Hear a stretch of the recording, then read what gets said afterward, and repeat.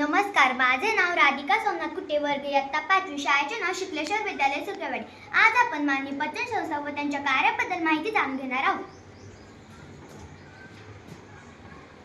तोंड हे मानवी शरीराचा एक महत्त्वाचा भाग आहे, जे अन्न घेण्यास व आवाज काढण्यास मदत करते।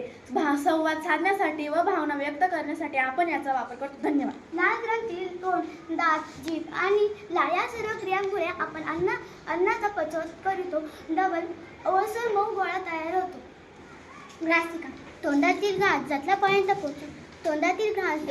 पोहोचवण्यासाठी वक्षपोकळी ही एक नळी असते, तिला ग्रासिका म्हणतात। ही ग्रासिका आपण चावलेले अन्न तोंडापासून ते जठरापर्यंत न्यायचे काम करते। धन्यवाद।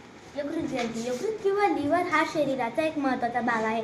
यकृत हे शरीरात अनेक महत्त्वाची कामे करते। यकृताची कामे: शरीरात साखरेच्या स्वरूपात ऊर्जा साठवणे, खाल्लेल्या चरबीचे तुकडे करणे, जीवनसत्वे, लोह, क्षार यांचा साठा करणे, पित्त तयार करणे हे सर्व यकृताची कामे आहेत। धन्यवाद। जठर हा मानवी पचन संस्थेचा एक महत्त्वाचा अवयव आहे। जठराला पोट असेही म्हणतात।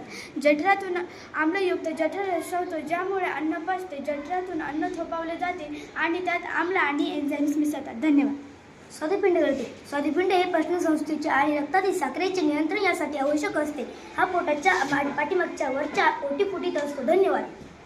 लहान आतडे हे पचन संस्थेचा एक महत्त्वाचा भाग आहे। या आतड्यांमध्ये सर्वाधिक पचन होते। हे आतडे सुमारे 5.5 ते 7.6 मीटर लांब आहे। धन्यवाद।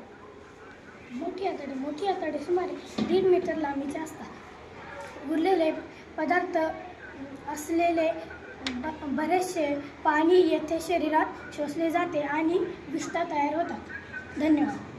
मलाशय व गुदद्वार. मलाशयात विष्ठा म्हणजे मल काही काळ साठून राहतो, नंतर गुदद्वारातून तो शरीराच्या बाहेर फेकला जातो। धन्यवाद।